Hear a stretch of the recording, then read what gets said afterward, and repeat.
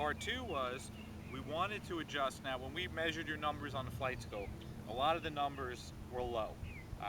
The club head path and the angle of the club relative to the ground. It's called the vertical swing plane angle, and all it means is the angle of the head in relation to the ground. So if the head was moving this way, like if I'll do it this way, if it was moving this way, that's moving 90 degrees to the ground. If it stays on the turf, it's moving 0 degrees to the ground. Now your numbers were very, very low when we started. Now, obviously size and stature is going to affect that. So what I tried to do is put you in a good swing direction. We were looking for the overall swing direction. Now what does swing direction mean?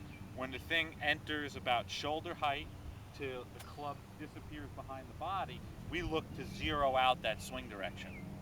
Now your path relative to that swing direction was still a little right or from the inside, but that has a lot to do with a direct relation to the angle of your club. So here's how we want to, so I wanted you to ignore the path, so to speak, and focus in more on the club relative to the ground. So here's what I mean. Your club head on its approach, it's close to the ground. It comes in on a 5 to 6 degree lower angle than we had hoped for your physical stature.